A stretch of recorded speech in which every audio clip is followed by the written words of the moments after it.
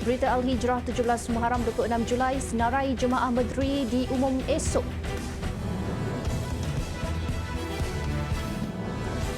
Juga hukum solat di atas batu dengan air mengalir.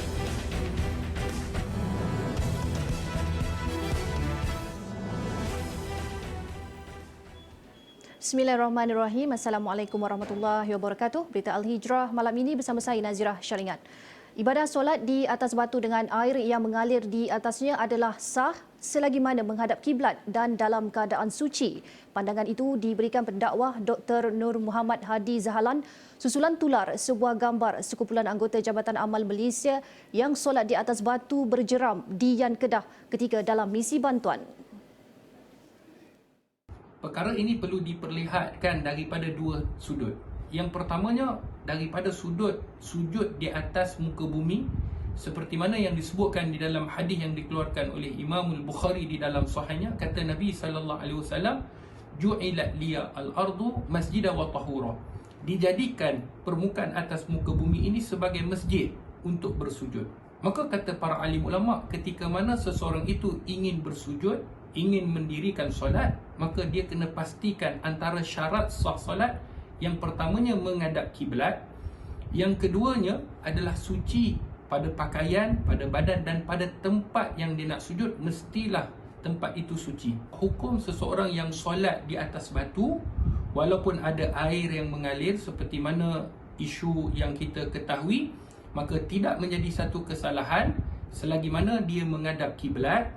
Yang kedua, selagi mana tempat itu adalah suci. Bagaimanapun tegasnya, jika keadaan tidak mendesak, pemilihan tempat beribadah perlulah di kawasan yang selamat. Yang kedua, adakah tempat itu selamat ataupun tidak? Seperti mana yang disebutkan oleh Allah Subhanahu Wa Taala di dalam surah Al-Baqarah, wala tulqu biaidikum ila tahlukah. Janganlah kamu mencampakkan diri kamu dalam kebinasaan. Jika sekiranya tempat itu berbahaya, boleh membahayakan seseorang apabila seseorang itu solat di atasnya, maka lebih baik elakkan, carilah tempat yang lebih selamat. Perdana Menteri Datuk Seri Ismail Sabri Yaakob selesai menghadap Yang di-Pertuan Agong Sultan Abdullah Riayatuddin Al-Mustafa Billah Shah di Istana Abdul Aziz Kuantan kira-kira jam 1.38 petang tadi. Majlis menghadap itu bagi menyembah maklum senarai cadangan Kabinet yang dijangka diumumkan dalam masa terdekat.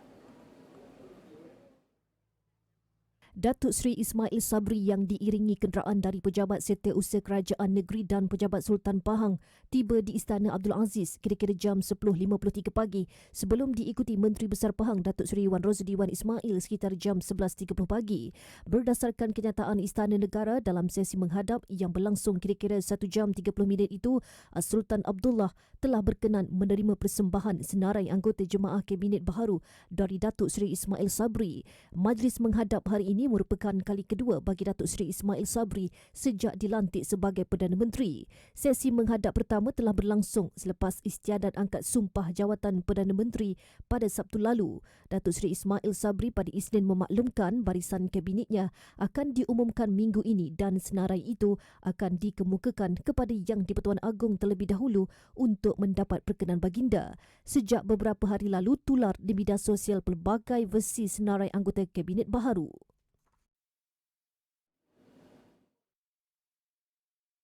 Sementara itu, selepas sesi menghadap Yang di-Pertuan Agong Sultan Abdullah Riayatuddin Al-Mustafa Billah Shah, pejabat Perdana Menteri petang tadi memaklumkan pengumuman anggota Kabinet akan dibuat esok pada jam 11 pagi. Pengumuman esok bakal menamatkan teka-teki siapa yang bakal menjawat jawatan penting untuk membantu Datuk Seri Ismail Sabri mentadbir negara. Majlis angkat sumpah jawatan menteri dan timbalan menteri persekutuan pula dirancang akan berlangsung pada Isnin depan jam 2.30 petang. Angka kes baharu COVID-19 sekali lagi merekodkan jumlah tertinggi dengan 24,599 kes dilaporkan hari ini. Pertambahan kes baharu hari ini menjadikan jumlah kumulatif jangkitan COVID-19 1,640,843 kes. Ketua Pengarah Kesihatan Tan Sri Dr. Nur Hisham Abdullah berkata 8 negeri mencatatkan kes 4 angka iaitu Selangor dengan 6,936 kes, diikuti Sabah 3,487, Johor 2,785, Pulau Pinang 2,078, Sarawak 2,024, Kedah 1,538, Kelantan 1,312 dan Perak 1,170 kes. Sejumlah 393 kes kematian baharu direkodkan hari ini dan jumlah kematian kini 15,211 kes. 990 kes di unit rawatan rapi dilaporkan dengan 487 memerlukan bantuan pernafasan. Sebanyak 22,657 kes sembuh hari ini dan jumlah kes aktif kini 265,841 kes.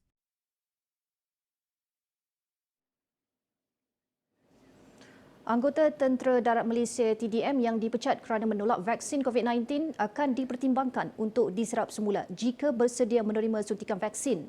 Panglima Tentera Darat Jeneral Tan Sri Zamrus Muhammad Zain berkata, setakat ini keputusan memberhentikan anggota yang tidak mahu menerima vaksin kekal demi memastikan kesejahteraan dan keselamatan anggota lain.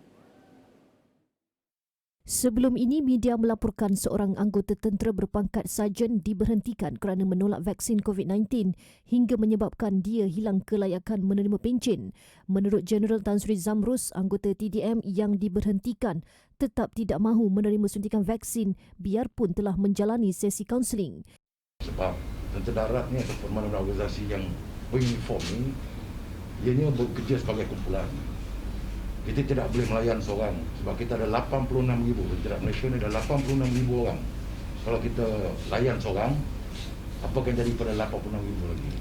Dan kita pendapat kalau dia tidak boleh bekerja sekumpulan.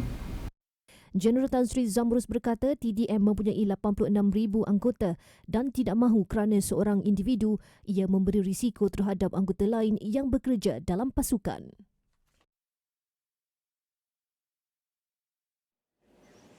Dua unit helikopter Jabatan Bomba dan Penyelamat Malaysia JBPM sedia untuk digerakkan bila-bila masa bagi program vaksinasi mobile outreach COVID-19 di perkampungan orang asli di Gua Musang. Pengarah JBPM Kelantan Zainal Madasin berkata, khidmat pengangkutan udara berkenaan dijangka akan mula digerakkan hujung bulan ini. Dah dapat permohonan. Tinggal kita tunggu daripada KKM lah. Dan heli kita bersedia sekarang ni, anytime.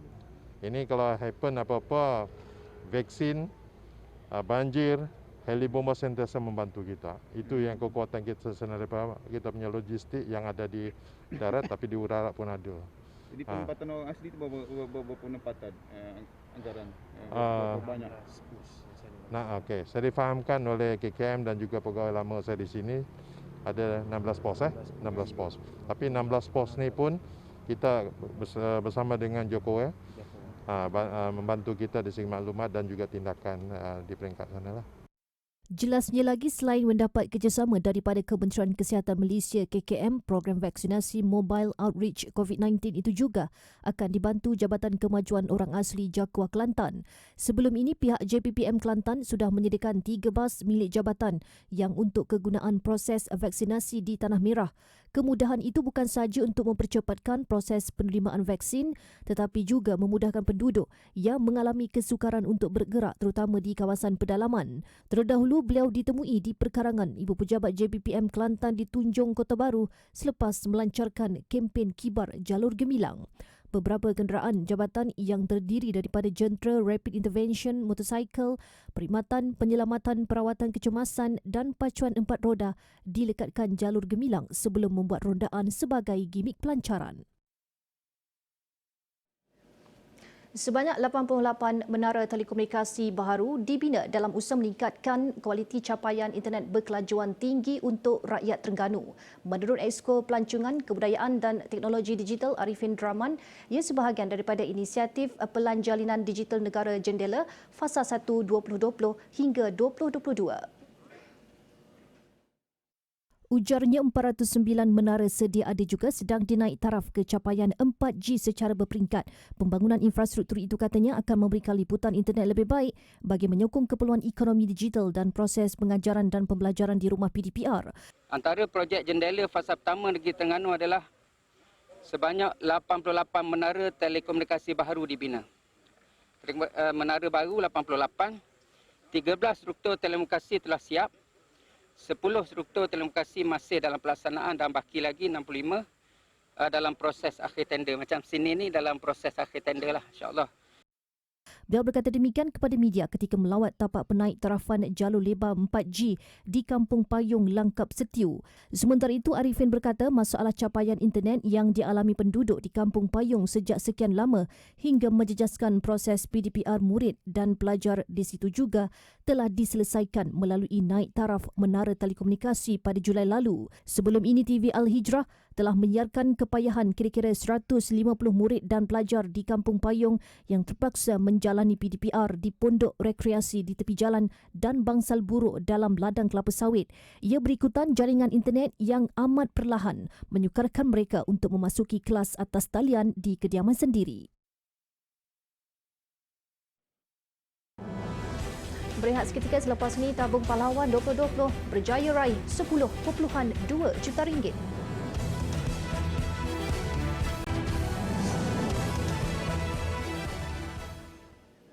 Alhamdulillah, bertemu kembali. Sejumlah 10.2 juta ringgit dana berjaya diraih menerusi kempen tabung pahlawan 2020.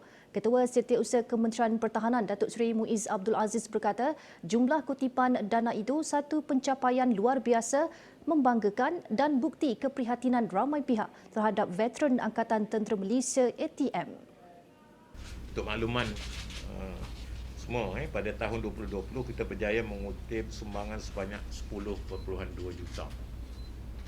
Justru ingin saya zahirkan setinggi penghargaan kepada masyarakat dan syarikat yang telah memberikan sumbangan untuk kempen tabung pahlawan 2020.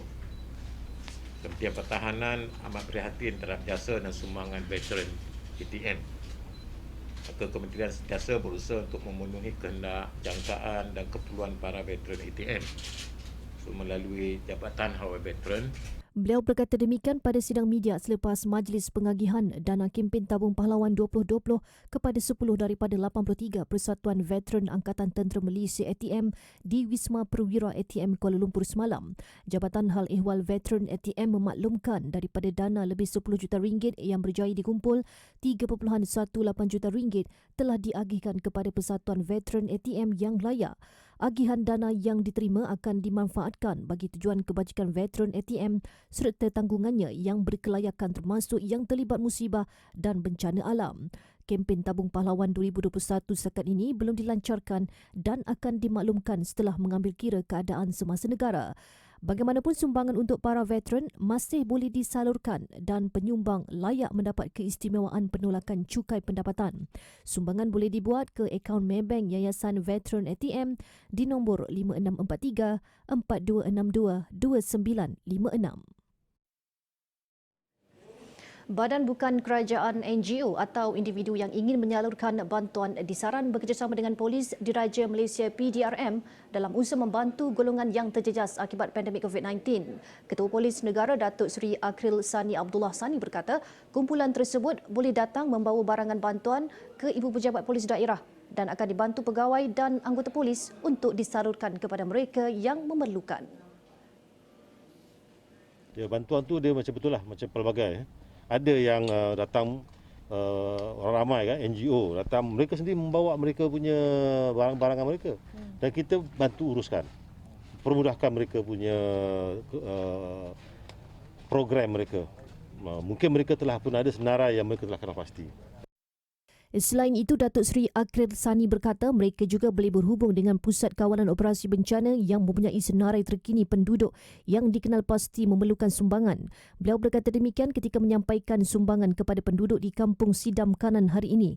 Beliau turut berkesempatan menyampaikan sumbangan kepada seorang pesara polis Osman Senawi 91 tahun yang mengalami sakit buah pinggang dan pesara tentera Awang Kecik 70 tahun yang menghidap sakit jantung kronik. Akhil Sani berkata, setakat ini sebanyak 30,000 kotak sumbangan sudah diserahkan kepada penduduk di seluruh negara ini menerusi Op Bantu. Sementara itu bagi penerima Siti Asa Abdul Hamid 72 tahun, dia hanya mampu menzahirkan kesyukuran atas keprihatinan PDRM menyalurkan bantuan barangan dapur dan membina semula bilik anaknya Siti Zaharah Umar yang juga orang kelainan upaya OKU. Katanya sebelum ini mereka hanya tidur di bahagian dapur rumah berkenaan. Mati syukur kepada Allah lah, ya Tuhan bagi rezeki. Buat bilik tu yang boleh buat. Dia pembunuh lain, bocah lain semua boleh. Tak tadi memang tu. Kan tidak anak duduk di mana? Kita duduk kat dapur tu. Dapur tu tumpang tu bilik. Tu bilik juga tuan tu, tapi yang bilik ni lah bilik abang tu. Oh, tumpang. Tumpang. Habis tu dia pun buat tu. Buat ni sikit lah. Kalau dia boleh pergi main-main senang. Warga emas antara yang berdepan kesukaran dengan pelaksanaan sekatan pergerakan bagi mengekang penularan COVID-19. Masalah kesihatan yang dihadapi mereka membataskan pergerakan untuk keluar, mendapatkan keperluan harian dan anak yang tinggal berjauhan sukar untuk menghulurkan bantuan.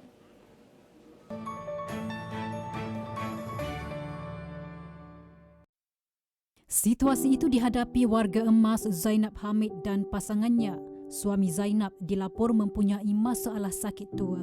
Pergerakan Zainab terbatas akibat faktor usia, namun dia terpaksa berjalan kaki ke kedai berdekatan untuk mendapatkan keperluan harian selain mengharapkan bantuan jiran kerana anak-anak tinggal berjauhan. Tampil menyantuni pasangan ini ialah Amanah Hartanah Bumi Putra AHB dengan kerjasama Malaysian Relief Agency MRA yang menyerahkan bantuan keperluan asas. AHB giat meneruskan tanggungjawab sosial korporat mereka sepanjang pelaksanaan PKP menerusi program Bendera Putih Kongsi Rezeki. Menurut Eksekutif Projek Nurbaizura Maizan, menerusi program amal ini, keluarga yang terputus bekalan makanan dan tiada sumber kewangan akibat pandemik COVID-19 akan dibantu sehingga mereka dapat menyara semula kehidupan masing-masing.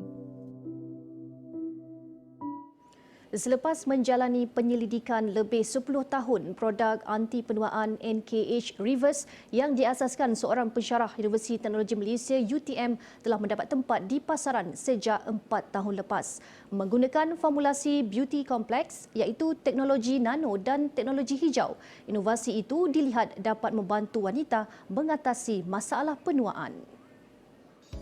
NKH Reverse dihasilkan dari bahan-bahan terbaik khusus untuk memenuhi keperluan penjagaan kulit wajah termasuklah masalah jerawat, jeragat, kulit berminyak dan sebagainya. Produk ini diformulasikan dengan bahan-bahan anti-aging yang terbaik di dunia. Jadi inilah hasil daripada penyelidikan kami di UTM dan selain daripada menggunakan bahan-bahan aktif yang powerful, yang terbaik ini, kami menggabungkan juga dengan nanoteknologi dan green teknologi. Profesor Madya Dr. Siti Hamidah berkata, produk yang dihasilkan mementingkan aspek keselamatan selain menjimatkan masa wanita berkerjaya. Jadi apa yang kami offer di UTM, yang kami bangunkan ini khas untuk wanita yang sentiasa sibuk, ya, yang amat mengutamakan masa untuk bekerja dengan anak-anak, dengan keluarga, ya, dan hanya menggunakan sedikit masa saja untuk bermakeup atau menjaga kulit. Kelebihan produk ini adalah ia bebas toksik, telah pun mendapat pensijilan daripada KKM dan juga kami juga telah membuat banyak test di Sirim untuk menentukan keselamatan dan juga tahap keberkesanan produk ini. NKH Reverse juga telah merangkul pelbagai anugerah inovasi dalam dan luar negara, antaranya Gold Medal MTE 2020, Lab Tested Certified dan sebagainya. Antara rangkaian produknya termasuklah H Reverse Cleanser, Energy Water Mix dan Skin Fit atau bedak asas yang menggunakan bahan-bahan berkualiti yang diimport dari Jepun. NKH Reverse juga dalam proses untuk menghasilkan H Reverse Moisturizer, Serum dan Sunscreen.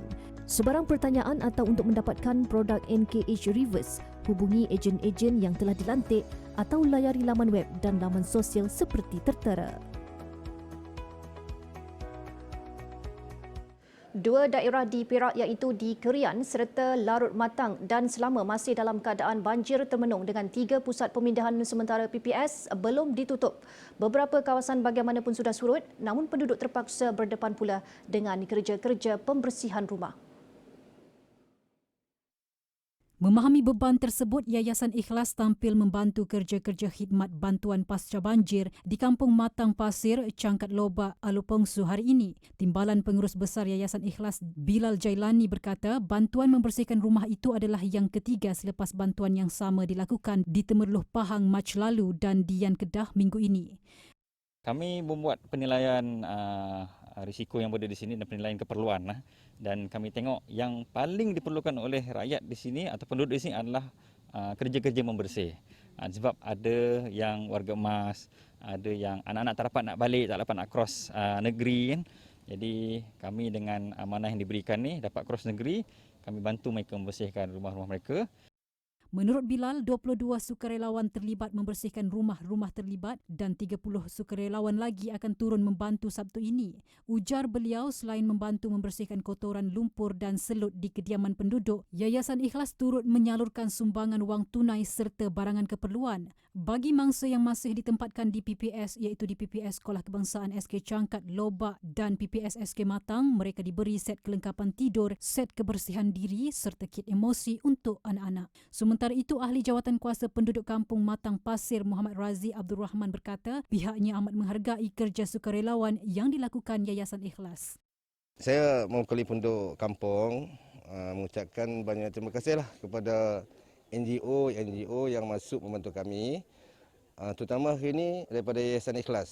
Jadi kami mengucapkan terima kasih banyak-banyaklah kepada Yayasan Ikhlas kerana banyak membantu kami. Mungkin kalau Yayasan Ikhlas tak bantu kami, ini teruk juga banyak kerja kami kena buat. Menurut Muhammad Razi, 90% rumah penduduk di kampung tersebut terjejas akibat banjir yang melanda sejak seminggu yang lalu. Yayasan Ikhlas telah melancarkan tabung misi bantuan banjir Utara Perak bagi membantu lebih ramai yang terjejas. Orang ramai yang berhasrat untuk membantu boleh menyalurkan sumbangan ke akaun Maybank Yayasan Ikhlas di nombor akaun 5628 3463 6228. Baik, selepas ini derita wanita hamil di penjara Israel.